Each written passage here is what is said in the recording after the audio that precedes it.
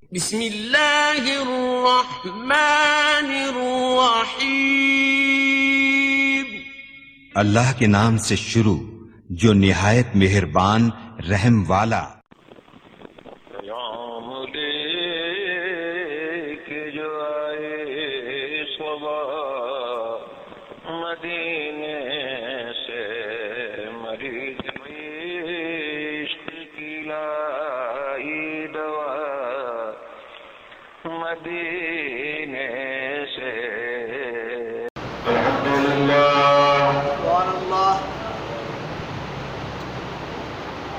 لله نحمده ونستعينه ونستغفره ونؤمن به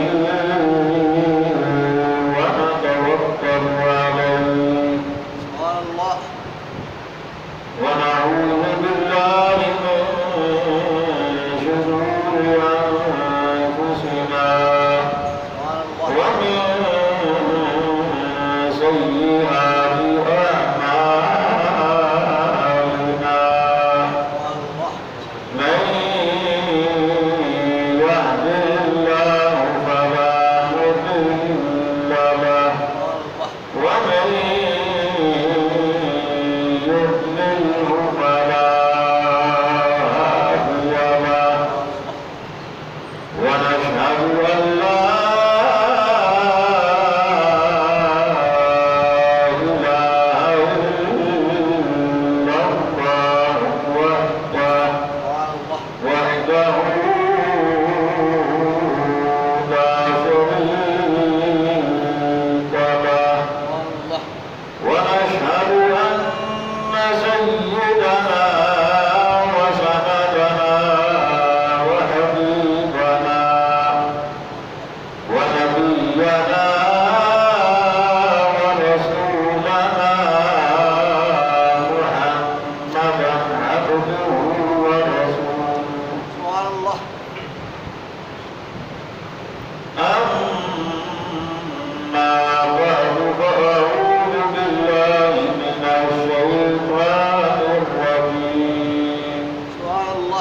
بسم الله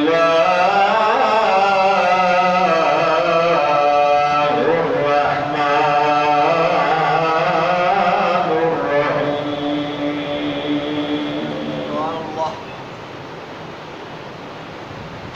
ووصينا الإنسان بوالديه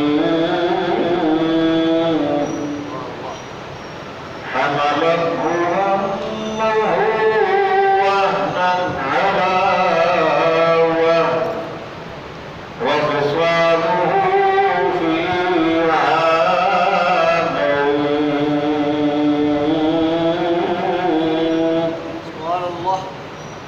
أن اشكر لي ولوالديك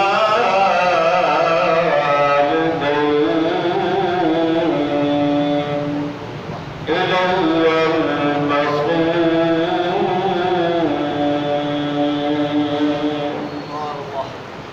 صدق الله مولانا العظيم. قال الله تبارك وتعالى في شأن حبيبه مخبرا وآمرا: إن الله وملائكته يصلون على النبي يا أيها الذين آمنوا صلوا عليه وسلموا تسليما.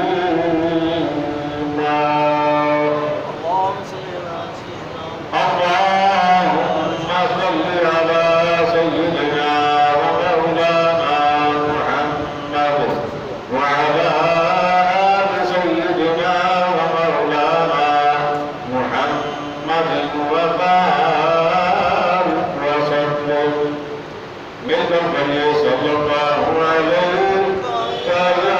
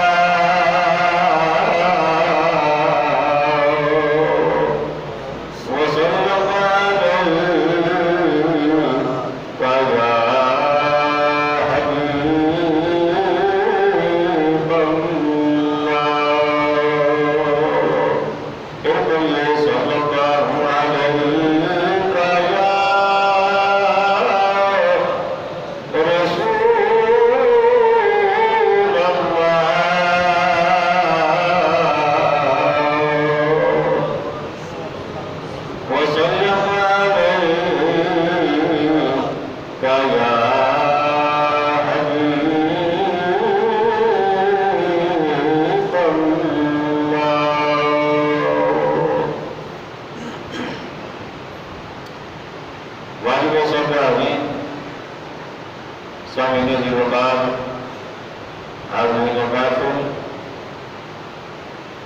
خوشادان مصطفیٰ کریم علیہ الصلوۃ والسلام، سبحان اللہ، جان نثاران صحابہ کرام، بے شک سبحان اللہ، محبان اہل بیت الرضوان سبحان اللہ، اور عقیدت مندان اولیاء کرام، سبحان اللہ، اللہ تبارک و تعالی جل جلالہ واتم برہانہ وَأَعْظَمَ شَانُهُ کے مقدس، مطہر اور مبارک کلام مجید میں سے سورہ لقمان کی آیت نمبر 14 آپ حضرات کے سامنے تلاوت کرنے کا شرف بلکہ کائنات نے مجھے عطا فرمایا اور آپ نے سننے کی سعادت حاصل فرمائی ہے۔ سبحان اللہ، بے شک اس آیت مبارکہ میں خالق کائنات نے اپنے بندوں کو والدین کی عزت، ان کی عظمت اور ان کے حقوق یاد دلائے ہیں، سبحان اللہ، بے شک اور خاص طور پر والدہ کا ذکر کر کے والدہ اپنی اولاد کے لیے جو تکالیف برداشت کرتی ہے بے شک سبحان اللہ، ان میں سے ایک تکلیف کا ذکر میرے رب نے فرمایا ہے، سبحان اللہ، بے شک اور وہ ذکر فرما کر اور پھر ساتھ ہی بچے کو جنم دینے کے بعد جو 2 سال دودھ پلانے کا پیریڈ ہے اس کا بھی ذکر میرے رب نے فرمایا، سبحان اللہ، اور اس کے بعد پھر حکم ہوا کہ اپنے والدین کی اطاعت کرو، ان کا حکم مانو۔ بے شک سبحان اللہ، آئیے آیت کریمہ کا ترجمہ سماعت کیجیے۔ وَوَصَّيْنَا الْإِنسَانَ بِوَالِدَيْهِ، سبحان اللہ، بے شک ہمارا خالق و مالک، ہمارا پالنہار، ہمارا رازق ارشاد فرماتا ہے، سبحان اللہ، اور ہم نے انسان کو والدین کے بارے میں حکم دیا۔ بے شک سبحان اللہ، حملته أمه وهنا على وهن، سبحان اللہ، اور ساتھ ہی ارشاد فرمایا کہ اس کی ماں نے اسے کمزوری پر کمزوری اٹھاتے ہوئے اٹھائے رکھا۔ بے شک سبحان اللہ، وفصاله في عامين، سبحان اللہ، اور پھر 2 سال اپنے بچے کو دودھ پلاتی رہی۔ سبحان اللہ، بے شک اس کے بعد میرے رب نے ارشاد فرمایا انشکر لی ولوالدی، سبحان اللہ، فرمایا کہ اے میرے بندو میرا بھی حکم مانو سبحان اللہ، بے شک اور اپنے والدین کی بھی اطاعت کرو۔ سبحان اللہ، بے شک الی المصیر، تمہیں میری طرف ہی واپس پلٹنا ہے۔ سبحان اللہ، بے شک اس آیت مبارکہ میں رب کائنات نے اپنے بندوں کو، اپنے محبوب کے ماننے والوں کو، اپنے محبوب کے غلاموں کو سبحان اللہ، بے شک والدین کی اطاعت اور ان کا شکر ادا کرنے کی تعلیم دی ہے، بے شک سبحان اللہ، حکم دیا ہے۔ والدین ایک ایسی نعمت ہے سبحان اللہ، کہ جس کا کوئی نعمت بدل دنیا میں نہیں ہے۔ بے شک سبحان اللہ، آج کی اس نشست میں چونکہ اس آیت میں خصوصیت کے ساتھ والدہ کا ذکر ہوا ہے، تو میں ایک عظیم ماں کا تذکرہ کرنا چاہوں گا، سبحان اللہ بے شک اور وہ والدہ ہے حضرت عبداللہ بن زبیر کی، سبحان اللہ بے شک سبحان اللہ جن کا نام نامی اسم گرامی حضرت اسما ہے، اور یہ بیٹی ہے امام المتقین امیر المؤمنین امام الصدیقین خلیفہ اول سبحان اللہ خلیفہ بلا فصل سبحان اللہ حضرت سیدنا صدیق اکبر رضی اللہ تعالی عنہ کی۔ سبحان اللہ بے شک لیکن میں بات کو تھوڑا سا اوپر سے شروع کرنا چاہتا ہوں۔ حضرت عبداللہ رضی اللہ تعالیٰ عنہ، ان کی والدہ جو ہے یہ سیدہ صدیق اکبر رضی اللہ تعالیٰ عنہ کی بیٹی ہیں، جن کا نام حضرت اسما ہے، اور یہ وہ پاکیزہ صفت خاتون ہے اور خوش نصیب خاتون ہے کہ جب نبی عالم علیہ الصلوۃ والسلام نے ہجرت فرمائی تھی اور آپ 3 دن تک غار ثور میں رہے تھے، اور اس غار میں آقا کریم علیہ الصلوۃ والسلام کے ساتھ سیدہ صدیق اکبر رضی اللہ تعالی عنہ بھی تھے۔ سبحان اللہ بے شک تو یہ خاتون جو سیدنا صدیق اکبر رضی اللہ تعالیٰ عنہ کے صاحبزادی ہیں، سبحان اللہ بے شک آپ 3 دن مسلسل اپنے گھر میں کھانا تیار کرتی، سبحان اللہ دن کو باہر نہ نکلتی، کیونکہ کفار ہر طرف آقا کریم علیہ الصلوۃ والسلام کی تلاش کے لیے کتوں کی طرح پھر رہے تھے، اس لیے آپ رات کا انتظار فرما دی، اور جب رات چھا جاتی، اندھیرا چھا جاتا، تو اکیلے اپنے گھر سے باہر نکلتی سبحان اللہ بے شک اور تنہا سفر کرتے کرتے اس غار تک پہنچ جاتی سبحان اللہ جہاں امام الانبیاء علیہ السلام تشریف فرما تھے۔ وہاں جا کر آقا کریم علیہ السلام کی بارگاہ میں کھانا پیش کرتی تھی، سبحان اللہ بے شک سبحان اللہ اور آپ کا لقب ہے ذات النطاقین، 2000 بند والی، سبحان اللہ بے شک سبحان اللہ اور یہ لقب آپ کا ایسے بنا کہ جب آپ کھانا لے کر جانا چاہ رہی تھی تو آپ نے دیکھا کہ میرے پاس کھانے کو لپیٹنے کے لیے، اسے باندھنے کے لیے کوئی چیز نہیں ہے، تو آپ نے اپنا 1000 بند اتارا اور اسے 2 حصوں میں تقسیم کیا، ایک حصہ استعمال کیا اور دوسرا حصہ جو تھا وہ آپ نے کھانا باندھنے کے لیے استعمال کیا، اس لیے آپ کا لقب ذات النطاقین رکھا گیا۔ سبحان اللہ تو یہ خوش نصیب ہستی، اور یہ بھی آپ کو یاد دلانا چلوں کہ سیدنا ابوبکر صدیق رضی اللہ تعالیٰ عنہ وہ ہستی ہے کہ جب آقا کریم صلی اللہ علیہ وسلم نے ہجرت فرمائی تو غار میں ساتھ ہیں صدیق اکبر رضی اللہ تعالیٰ عنہ۔ بے شک سبحان اللہ غار میں کون ساتھ ہے؟ صدیق اکبر رضی اللہ بولیے۔ عنہ صدیق اکبر رضی اللہ عنہ کھانا کون پہنچا رہا ہے؟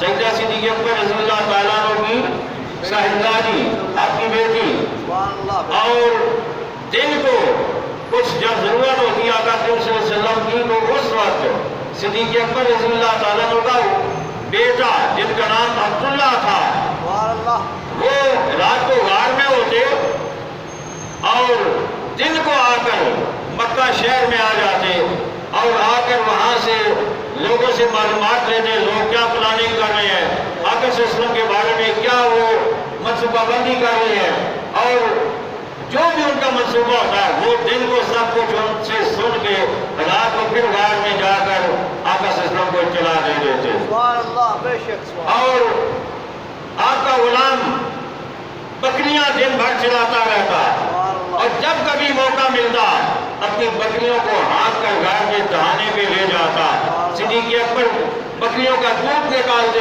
اور دودھ نکال کر آقا کی برگاہ میں پیش کروا دیتے تھے۔ بے شک سبحان اللہ۔ تو پھر مجھے کہنے دیجیے کہ سیدنا صدیق اکبر رضی اللہ تعالیٰ عنہ وہ خوش نصیب ذات ہے کہ آقا کے سفر ہجرت میں خود بھی ساتھ ہیں، بیٹی بھی خدمت میں لگی ہے، بیٹا بھی خدمت میں لگا ہے اور غلام بھی خدمت میں لگے ہوئے ہیں۔ بے شک سبحان اللہ، ماشاء اللہ۔ یہ ہے سیدنا صدیق اکبر رضی اللہ تعالیٰ عنہ۔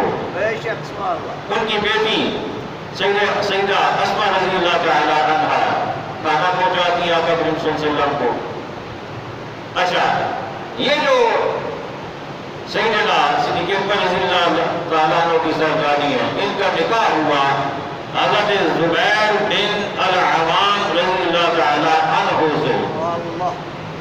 اور حضرت زبیر رضی اللہ تعالیٰ عنہ پتہ یہ کون ہے؟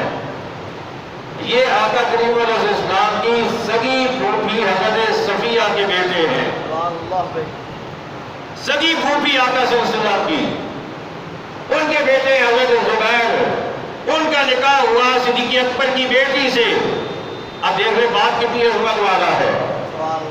حضرت زبیر رسول اللہ کے پھوپھی ذات بھائی، عظمت ہے یا کوئی نہیں؟ بتائیے نا صحیح۔ اور خالی یہ عظمت نہیں، آپ کی وہ عظمت بھی ہے کہ میرے آقا کریم علیہ السلام نے اپنے صاحب کرام بیٹھے ہوئے ہیں، میرے آقا نے فرمایا صدیق جنتی ہے، عمر جنتی ہے، عثمان جنتی ہے، علی جنتی ہے، طلحہ جنتی ہے، زبیر جنتی ہے، سعد جنتی ہے، سعید جنتی ہے، عبد الرحمن بن عوف جنتی ہے۔ میرے آقا نے 10 صحابہ کو بیٹھے بٹھائے جنت کے ٹکٹ عطا فرما دیے، ان 10 میں حضرت زبیر بھی شامل ہیں رضی اللہ تعالیٰ عنہ، جنہیں عشرہ مبشرہ کہتے ہیں، وہ 10 جنہیں آقا نے جنت کی بشارت عطا فرمائی تھی، عشرہ مبشرہ، ان میں حضرت سیدنا زبیر رضی اللہ تعالیٰ عنہ بھی شامل ہے۔ اچھا، پہلی آپ کی عظمت یہ کہ آپ آقا کریم صلی اللہ علیہ وسلم کے پھوپھی ذات بھائی ہیں۔ دوسری عظمت آپ کی یہ کہ آقا کریم علیہ السلام نے آپ کو جنت کا ٹکٹ عطا فرمایا۔ اور تیسری عظمت آپ کی یہ ہے کہ ایک جنگ میں میرے آقا کریم علیہ السلام نے ارشاد فرمایا کہ کون ہے، بنو قریظہ جنگ تھی، تو میرے آقا نے فرمایا کہ کون ہے جو جا کر فلاں قبیلہ کے بارے میں اطلاع لے کے آئے اور مجھے بتائے کہ ان کے ساتھ کیا معاملہ بنا۔ یہ حضرت زبیر رضی اللہ تعالیٰ عنہ تھے۔ عرض کی حضور میں جاؤں گا۔ حضرت زبیر گئے، معلومات لے کر واپس آئے، آقا کو جب آ کر اطلاع جب دی تو میرے آقا نے جو جملہ ارشاد فرمایا، اس جملے پہ اس ساری کائنات کی ہر قسم کی نعمتیں قربان کی جا سکتی ہیں، دونوں جہان قربان کیے جا سکتے ہیں، دنیا بھی اور آخرت بھی۔ میرے آقا نے جب سنا، حضرت زبیر نے آ کر اطلاع دی، میرے آقا نے فرمایا تم پر میری ماں بھی قربان، میرا باپ بھی قربان، جن پر ساری کائنات قربان ہوتی ہے، جن پر انبیاء قربان ہونے کے لیے تیار، جن پر صحابہ تو قربان ہو ہی رہے تھے، جن پر فرشتے قربان ہونے کے لیے تیار، جن پر ساری کائنات قربان ہوتی ہے، وہ میرے آقا حضرت زبیر سے فرما رہے ہیں تم پر میری ماں بھی قربان، میرا باپ بھی قربان۔ کتنی بڑی شان کے مالک ہے، کتنی بڑی عظمت کے مالک ہے حضرت زبیر رضی اللہ تعالیٰ عنہ۔ اور فقط یہی نہیں، حضرت زبیر رضی اللہ تعالیٰ عنہ ایک اور جنگ کا موقع آیا، میرے آقا علیہ السلام نے پھر اعلان فرمایا میرے غلاموں کون ہے جو فلاں قوم کے بارے میں مجھے کوئی اطلاع دے گا؟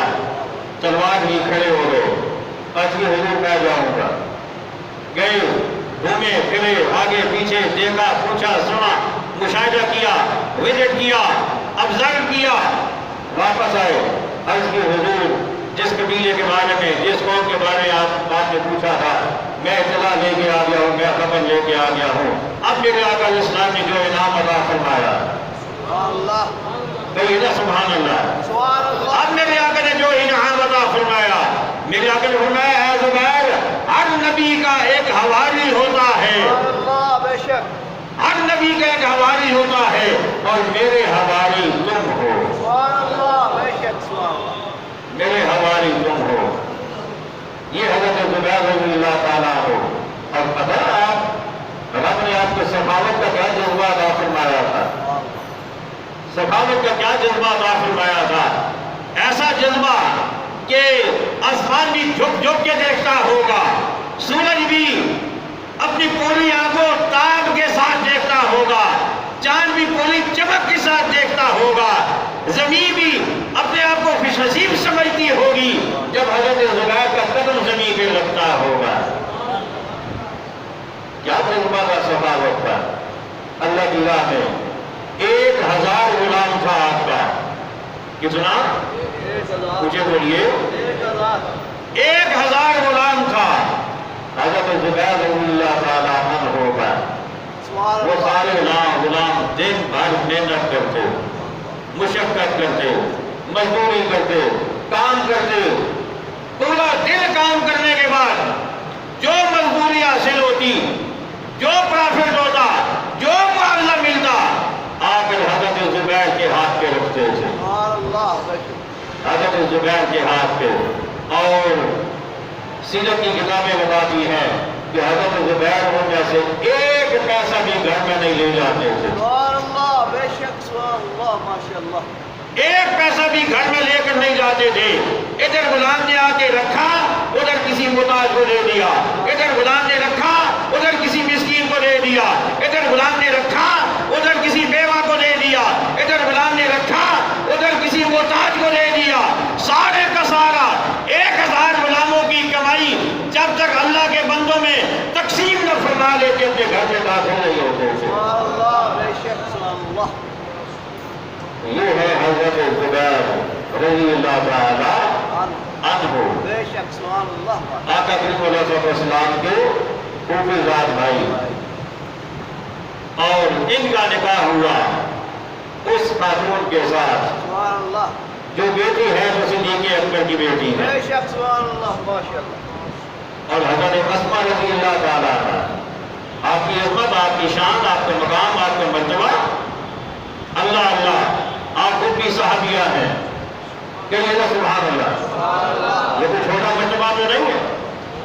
آپ خود صحابیہ، آپ کی والدہ صحابیہ، آپ کے والد صحابی، آپ کے دادا صحابی، آپ کے بھائی صحابی، آپ کی بہنیں صحابیات، آپ کا بیٹا صحابی، آپ کے خاندان صحابی.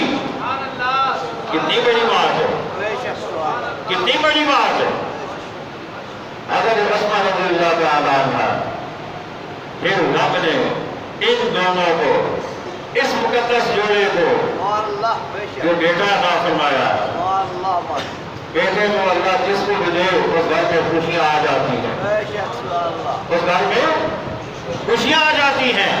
خوشیاں اپنا بسیرا کر لیتی ہیں، خوشیاں اپنا ڈیرا ڈال لیتی ہیں. میرے گھر میں بیٹا ہو، میرا خاندان خوش ہو جاتا ہے، میں خوش ہو جاتا ہوں، ہمارا پورا قبیلہ خوش ہو جاتا ہے. جس کے گھر میں بیٹا ہو وہ خوش ہوتا ہے. لیکن جب یہ آئے، اللہ اکبر، جب یہ آئے تو فقط گھر میں خوشی نہیں تھی، مدینے کا ہر مسلمان خوش تھا، سبحان اللہ سبحان اللہ مدینے کا ہر مسلمان خوش تھا. بے شک کیوں خوش تھا؟ اس لیے کہ جب آقا علیہ السلام ہجرت کر کے آئے نا مدینہ طیبہ میں، تو مدینہ کے یہودیوں نے، منافقوں نے یہ کہنا شروع کر دیا کہ ہم نے مسلمانوں کی عورتوں پر جادو کر دیا ہے، ہم نے ان کی عورتوں پر عمل کر دیا ہے، اب مسلمانوں کی کوئی عورت بچہ نہیں جنے گی، ہم نے ان کی نسلیں بند کر دی ہیں، نسل بندی کر دی ہے ہم نے. اللہ اکبر. وہ خوشیاں منا رہے تھے، ہم نے نسل بندی کر دی، ہم نے نسل بندی کر دی، ہم نے ان جوگاروں کا سلسلہ منقطع کر دیا. لیکن ابھی حضرت اسماء رضی اللہ تعالی عنہا مدینہ پاک میں پہنچی بھی نہیں تھی، ابھی قباء کے مقام پہ پہنچی تھی. رب نے بیٹا عطا فرما دیا. رب نے بیٹا عطا فرما دیا. جب حضرت اسما کے ہاں بیٹا ہوا, حضرت زبیر کے ہاں بیٹا ہوا, اللہ اکبر, ایک گھر نہیں, مسلمانوں کا ہر گھر خوشی منا رہا تھا اور اللہ اکبر کا نعرہ بلند کر رہا تھا کہ کافروں تم جتنا مرضی زور لگا دو, مسلمان کبھی بھی ختم نہیں ہوگا. مسلمانوں کو کون روک سکتا ہے؟ مسلمانوں کو کوئی روک نہیں سکتا. مسلمانوں کی نسل بڑھے گی, بے شک سبحان اللہ. بڑھے گی, بڑھے گی. بے شک. اللہ اکبر. چلتے چلتے ایک بات یاد آ جاؤں. میرے آقا کریم علیہ الصلوۃ والسلام نے ارشاد فرمایا کہ جوانوں جب نکاح کرنا چاہو تو جس عورت سے نکاح کرنا چاہو اس میں 2 خوبیاں دیکھ لیا کرو. بے شک سبحان اللہ. کتنی؟ 2 خوبیاں. تو میں ایک حدیث بیان کر رہا ہوں, باقی حدیثوں میں اور بھی خوبیاں ہیں, بے شک بے شک. لیکن ایک حدیث کا مفہوم عرض کر رہا ہوں. فرمایا 2 خوبیاں دیکھ لو. ایک تو یہ کہ عورت خاوند سے محبت کرنے والی ہو. سبحان اللہ. بے شک. الودود کا لفظ خاوند سے محبت کرنے والا. یعنی ہمدرد ہو خاوند کی. اچھا جی, اب یہ کیسے پتا چلے کہ وہ خاوند سے محبت کرے گی یا نہیں کرے گی؟ یہ کیسا پتا چلے؟ تو اگر یہ پتا چلانا ہو تو اس کی ماں کو دیکھ لو, سبحان اللہ. بے شک. اس کی بہن کو دیکھ لو, اس کی چاچی تائی پھوپھی کو دیکھ لو, اس کی خالہ کو دیکھ لو, اس کے خاندان میں جا کر دیکھ لو وہ اپنے خاوند کا کتنا احترام کرتی ہے, کتنی رسپیکٹ کرتی ہے اور کتنی ان کی وہ عظمت کا خیال رکھتی ہے. فرمایا پہلی خوبی یہ دیکھ لو کہ وہ خاوند سے بولیے نا محبت کرنے والی ہو, ان کی ہمدردی کرنے والی ہو. اور دوسرا میرے آقا نے فرمایا ودود, ایسی عورتوں سے نکاح کرو جو بچے زیادہ پیدا کرنے والی ہوں. سبحان اللہ. بے شک بے شک. بچے زیادہ پیدا کرنے والی. زیادہ پیدا کرنے والی بے ہوں. شک بے شک. ہاں, دھیان دیجیے کہیں حکومت نہ سن لے. ہاں بے شک بے شک. ہاں, کہیں حکومت نہ سن لے. بچے 2 ہی اچھے. میں نے کہا آپ جتنے دے سارے ہی اچھے. بے شک سبحان اللہ. آپ جتنے دے سارے اچھے. سارے ہی اچھے, بس دینے والا وہ ہے. اور میرے آقا ارشاد فرما رہے ہیں کہ نکاح بعد میں کرنا, پہلے یہ دیکھو کہ بچے زیادہ پیدا کرنے والی ہوں. سبحان اللہ. بے شک. آقا یہ جو آقا نے فرمایا جب قیامت کا میدان لگے گا نا, بے شک. میری امت کو بڑھاؤ, میری امت میں اضافہ کرو. جب قیامت کا میدان لگے گا میرے آقا فرماتا ہے ٹوٹل 120 صفحے ہوں گی بے شک سبحان انسانوں کی. 120 صفحے پچھلے سارے انبیاء کے امتی مل کر 40 صفحے بنائیں گے اور 80 صفحے میری امت کی ہوں گی. 80 صفحے میری امت. میری امت کی ہوں گی. اور جب 80 صفحے میری امت کی ہوں گی میں فخر کروں گا سارے انبیاء پر, دیکھو میری امتی کتنے ہیں, اللہ. دیکھو میری امتی کتنے ہیں. اچھا, اس اگر حدیث کی تشریح میں جائے نا, اب ہر بندہ اپنے طور پہ سوچ رہا ہوگا کہ یہ کیا بات ہوئی, 2 بھی مشکل ہے, تو زیادہ پیدا کریں گے تو کیا ہو جائے گا, پتہ نہیں روٹی کہاں سے آئے گی, پتہ نہیں کھانا کہاں سے آئے گا. بھائی کھانا جو ہے نا یہ نہ آپ نے لانا ہے نہ میں نے لانا ہے, یہ اسے بھیجنا ہے جو بچہ دے گا, جو اولاد دے گا. میرے آقا نے ارشاد فرمایا جب ماں کے پیٹ میں نطفہ جاتا ہے اور 40 دن کا ابھی وہ نطفہ ہوتا ہے, ابھی اس کا جسم نہیں بنا ہوتا, ابھی اس کی باڈی نہیں بنی ہوتی, ابھی پارٹس آف باڈی ڈیولپ نہیں ہوئے ہوتے, ابھی اس کی پوری نورشمنٹ نہیں ہوئی ہوتی, ابھی اس کا اسٹرکچر بھی تیار نہیں ہوا ہوتا. 40 دن کا ہوتا. اب آپ فرشتے سے کہتا ہے جاؤ اس کے 4 کام اس کے بارے میں لکھ کے آؤ. سبحان اللہ. بے شک. یا اللہ کیا لکھوں؟ فرشتے سے رب فرماتا ہے جاؤ لکھو اس کی عمر کتنی ہوگی, اس کا عمل کیسا ہوگا, اس کا رزق کتنا ہوگا, اس کا رزق کتنا مجھے بولیے کتنا ہوگا. اس کا رزق کتنا ہوگا. ابھی ارے لوگوں سنو, ابھی بچہ ماں کے پیٹ میں, ابھی بچہ بنا بھی نہیں, ابھی نطفے کی صورت میں ہے. میرا رب اس کا رزق پہلے فرشتے کو بتا دیتا ہے, جاؤ لکھو اس کا رزق کتنا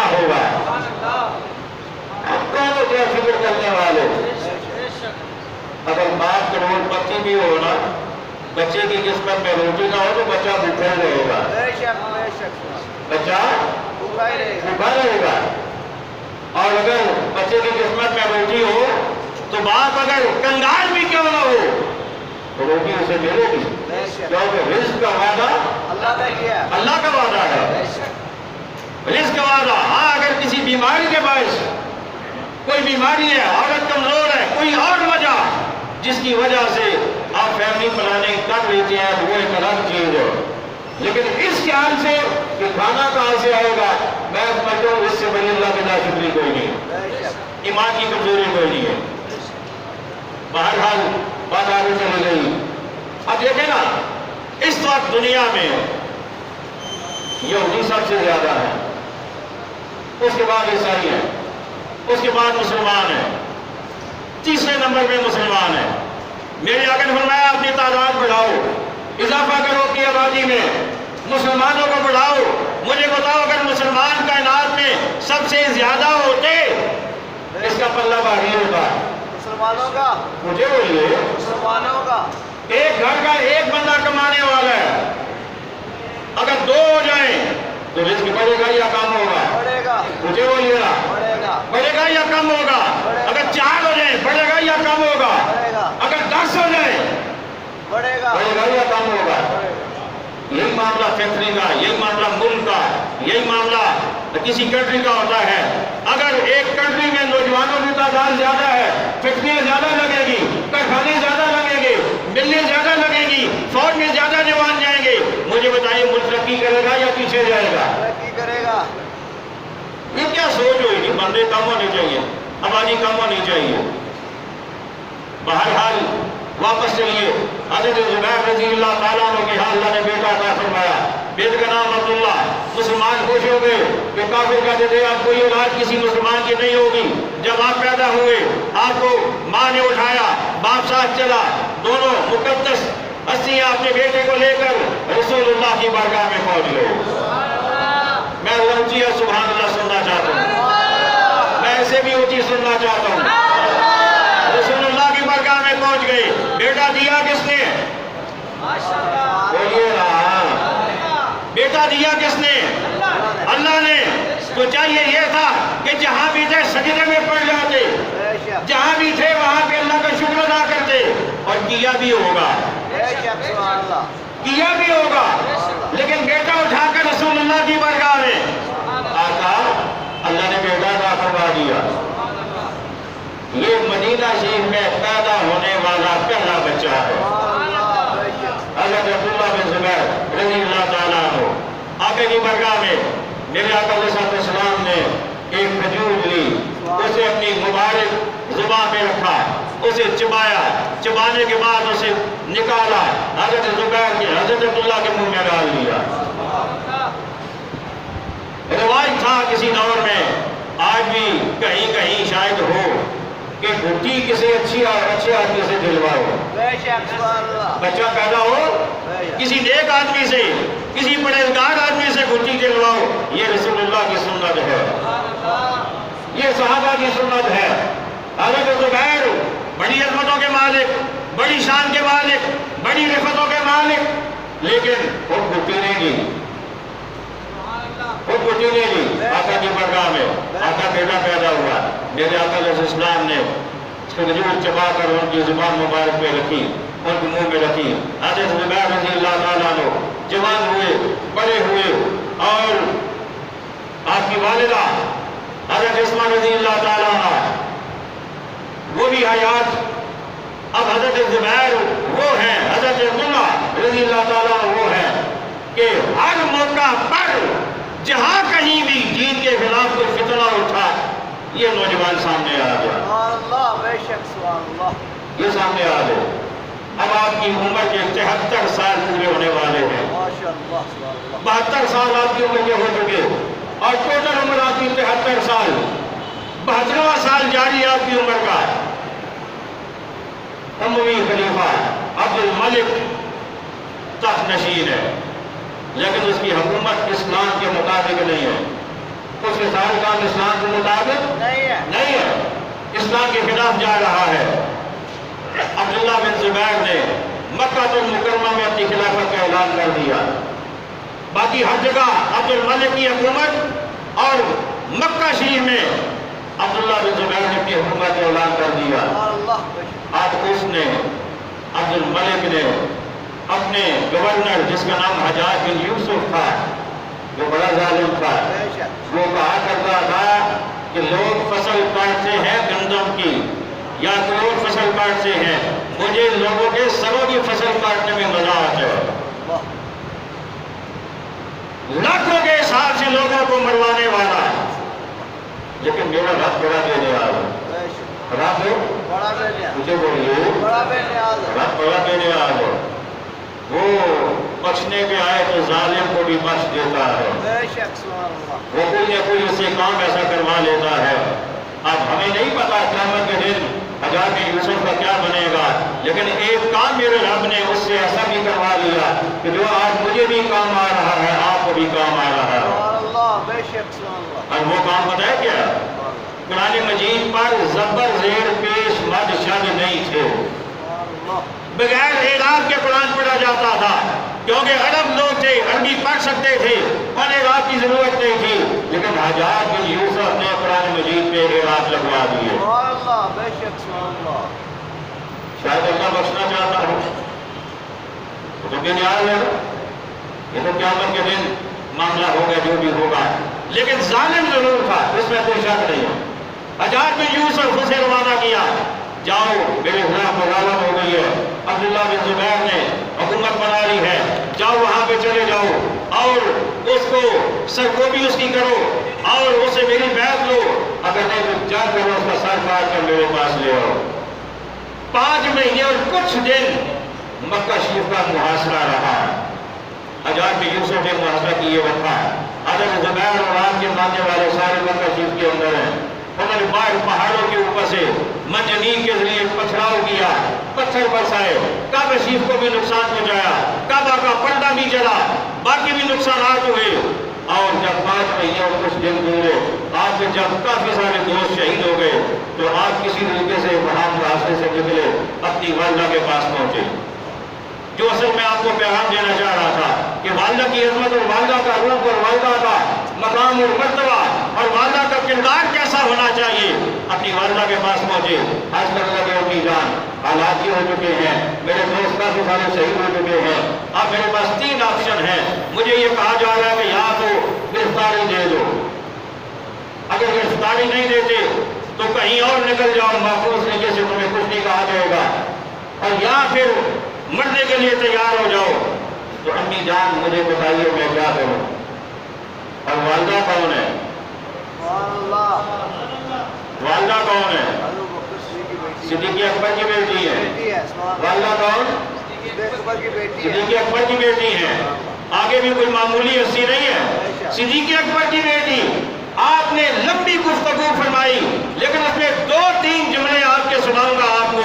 آپ نے فرمایا بیٹا عشق کریمہ، بیٹا زندہ رہنا ہے تو عزت کے ساتھ رہو، زندہ رہنا ہے عزت کے ساتھ رہو، وَمُتْ کریمہ، اور مرنا بھی ہے تو عزت کے ساتھ کرو، مرنا تو عزت کے ساتھ کرو. تو میں گرفتاری دے کر کون سی عزت ہے؟ گرفتاری دینا کون سی عزت ہے؟ اور چھپ کے نکل جانا کون سی عزت ہے؟ فرمایا نہیں، میرا دودھ پیا ہے تم نے، تم حضرت زبیر کے بیٹے ہو، نہ تمہیں چھپ کے نکلنا ہے، نہ تمہیں کسی باغی کے ہاتھ میں ہاتھ دینا ہے، نہ تمہیں گرفتاری دینی ہے. ہاں مرنا ہے تو پھر اگلا جملہ کیا فرمایا؟ بیٹے سے پوچھنے لگی، بیٹا یہ بتا کہ تم نے 5 مہینے اور کچھ دن معاشرے میں رہے ہو، یہ اسٹینڈ تم نے کیوں لیا تھا؟ اپنی ذات کے لیے، دین کے لیے؟ آج کی امی جان دین کے لیے. تو فرمایا بیٹا دین کبھی کمزور نہیں ہوتا، دین کبھی کمزور نہیں ہوتا. اور یہ جملہ آج مجھے بھی یاد رکھنا ہے، یہ جملہ آپ نے بھی یاد رکھنا ہے کہ دین کبھی کمزور نہیں ہوتا. ہم اکثر پریشان ہو جاتے ہیں، امریکہ کے پاس اتنا اسلحہ ہے، انڈیا کے پاس یہ ہے، فلاں کے پاس یہ ہے، ادھر یہ خطرہ ہے، ادھر وہ خطرہ ہے. میں کہتا ہوں دین کے ساتھ چمٹ جاؤ، دین کمزور نہیں کامیاب ہوگا تو تم بھی کامیاب ہو جاؤ گے۔ ماشاءاللہ بے شک سبحان اللہ مت دیکھو کس کے پاس کیا ہے، جس کے پاس دین ہے اس سے بڑا کوئی دنیا میں نہیں ہے، بے شک اس سے بڑا کوئی بہادر نہیں ہے۔ اگر تم دین کے تابعدار ہو جاؤ، دین تمہیں ادھر بھی کامیاب کرے گا، ادھر بھی کامیاب کرے گا۔ آپ کی اپنی جان نے کہا بیٹا جاؤ جہاد کرو، اور ساتھ سنایا کہ بیٹا کب خلود فی الدنیا، بیٹا کب تک زندہ رہو گے، زندگی تو تب تک ہے نا جب تک موت نہیں آتی، اور موت تو ایک لمحہ بھی آگے پیچھے نہیں ہوتی، وہ تو آ کے رہے گی، لہذا موت اپنے وقت پہ آئے گی، اس سے ڈرنا نہیں ہے، جاؤ جا کے جہاد کرو۔ جب آپ نے یہ سنا کہنے لگے امی جان خدا کی قسم میرا بھی ارادہ یہی تھا، میرا ارادہ بھی یہی تھا، لیکن میں آپ سے مشورہ اس لیے کر رہا تھا کہ کل جب آپ کو پتا چلے کہ میرا بیٹا شہید ہو گیا ہے اچانک آپ کو پریشانی نہ ہو، اور دوسری بات یہ کہ جتنا ثواب مجھے ملے اتنا آپ کو بھی ملے، تاکہ آپ کی رضا بھی اس میں شامل ہے، اس لیے ثواب آپ کو بھی ملے۔ جہاں کو امی کی گود میں سر رکھا، 73 سال کا بابا، 90 سال کی ماں، امی کی گود میں جا کے سر رکھا۔ ماں کی بینائی نہیں ہے، ماں نے ایسے جب جسم پہ ہاتھ پھیرا تو جسم پہ زرہ جو ہے زرہ اس پہ آپ کا ہاتھ پڑا، تو ماں نے کہا بیٹا یہ کیا؟ ماں ہاذا لباس، یہ کون سا لباس پہن رکھا ہے؟ فرمایا بیٹا شیروں کو زرہ کی ضرورت نہیں ہوتی، اتار دے اس لباس کو، نکل جا میدان میں اور اللہ کے راہ میں اپنی جان قربان کر دے۔ یہ ہے ایک ماں کا کردار۔ اللہ کرے آج کی ماں کو بھی یہ جذبہ ملے، آج کے بیٹوں کو بھی یہ جذبہ ملے، آج کے جوانوں کو بھی یہ جذبہ ملے، آج کے خاندانوں کو بھی یہ جذبہ ملے، آج کے باپوں کو بھی یہ جذبہ ملے، آج کے حکومت کے کارندوں کو بھی یہ جذبہ ملے کہ وہ دین کے لیے تن من دھن قربان کر دیں، رسول اللہ کی شان کے لیے سب کچھ قربان کر دیں۔ وما علینا الا البلاغ۔ شہنشاہ مدینہ الصلاۃ والسلام، شہنشاہ مدینہ الصلاۃ والسلام۔